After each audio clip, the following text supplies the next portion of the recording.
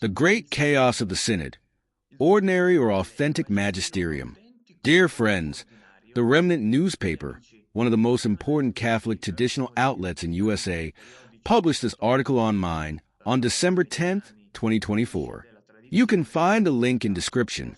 Enjoy your listening.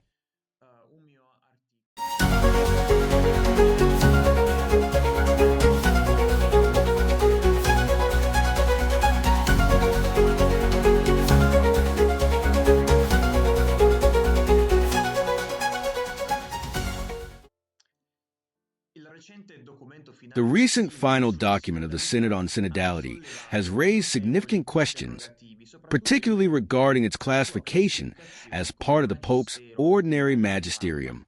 The accompanying note, published a month after the document's official release, clarified that while the document is the result of a synodal process, it participates in the ordinary magisterium of the successor Peter.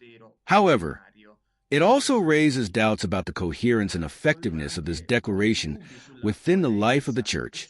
The ambiguity surrounding this statement invites deeper reflection on the implications of such a claim and the normative status of the document.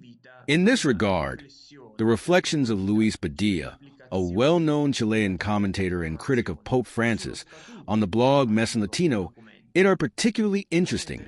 Before delving into the heart of the matter, it is important to recall that Pope Francis' Apostolic Constitution Episcopalis Communio, 2018, already established in Article 18, Paragraph 1, that the final document of a synod, once approved by the Pope, becomes part of the ordinary magisterium of the successor Peter. However, the novelty introduced by Pope Francis in this norm is significant. The mere approval of the final document by the Pope is sufficient to confer it the status of ordinary magisterium. This change presents noteworthy theological risks because it seems to blur the distinction between ordinary magisterium and authentic magisterium, a fundamental distinction in the Church.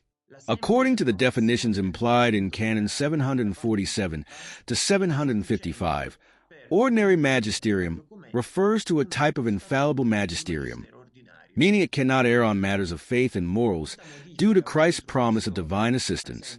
Ordinary magisterium, whether exercised by the Pope or by bishops united with him, which is manifested by the common adherence of the Christian faithful under the leadership of the sacred magisterium. Canon 750, Section 1. In essence, it reaffirms what Scripture and tradition teach, or what has already been infallibly defined by the solemn magisterium of previous popes. For instance, if a future Pope Pius XIV were to issue an encyclical on the Immaculate Conception, it would constitute ordinary magisterium because it reaffirms what was already solemnly defined by Pius IX in 1854 and has since become the common adherence of the faithful. Authentic magisterium, on the other hand, is a category aside from infallible magisterium. It is characterized as the doctrinal proposal on faith or morals made by a specific pontiff. The Church asks the faithful to give such magisterium, although not in the sense of faith, a religious submission of the intellect and will. Canon 752. In normal circumstances, authentic magisterium, when consistent with the broader Catholic doctrinal corpus, would demand the highest degree of submission of intellect and will, that is, faith and obedience. However, in its prudence, the Church has not excluded the possibility that the authentic magisterium of a pontiff may lack infallibility and thus may contain errors. In such cases, the level of submission is lowered to study, listening, respect, limited obedience, or similar, depending on the gravity of any error present in the act of authentic magisterium issued by a specific pope or bishop. The claim that a synod's final document automatically becomes ordinary magisterium through papal approval clearly raises concerns. The essence of ordinary magisterium, as we have seen, should be based on continuity and a commitment to discerning the living tradition of the Church. The issue becomes even more problematic when one considers that the synod's final document results from a broad consultative process that does not guarantee doctrinal clarity. The uncertainty over how to define the status of the final document is further compounded by the papal note of November 24, 2024. In it, Pope Francis reiterates that the Synod's final document is part of the ordinary Magisterium, but without clarifying what this statement means in the context of a well-established canonical and theological tradition. The note, according to the Pope, is necessary to prevent the document from being treated as a mere set of proposals or recommendations, as if it lacked an evident binding force.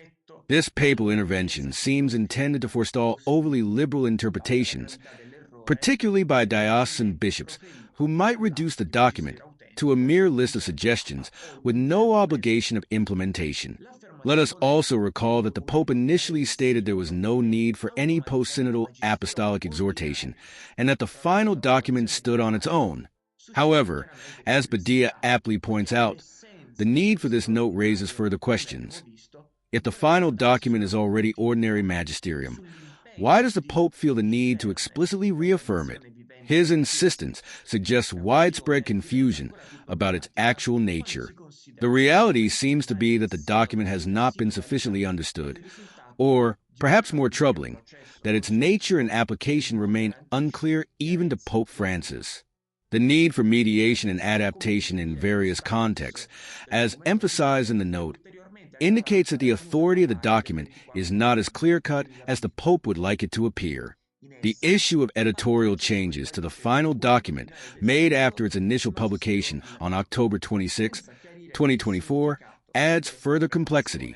While the reasons for these changes are unclear, the papal statement that the document is not strictly normative suggests that its implementation will require mediation by local authorities. This raises additional doubts, as ordinary magisterium should, by its nature, have broader and more direct universal applicability. The confusion surrounding the status of the final document is, finally, exacerbated by some statements made by Monsignor Riccardo Battocchio, appointed by the Pope as member and special secretary of the 16th General Assembly of the Synod of Bishops, July 7, 2023. In a press conference, Battocchio stated that the final document is not normative, even though it is part of the Pope's ordinary magisterium. The Pope's intervention and the changes to the Synod's final document raise serious questions about the effectiveness and clarity of this new magisterial approach. While there is an effort to avoid treating the document as a mere proposal, there is also a risk of muddying the waters between authentic and ordinary magisterium. Presented in this way, the approach risks further weakening the already severely compromised role of papal authority. The Church, after all, needs doctrinal clarity and an authority that does not dissolve into personal interpretations by individual bishops or, worse, parish priests, nor into ambiguity.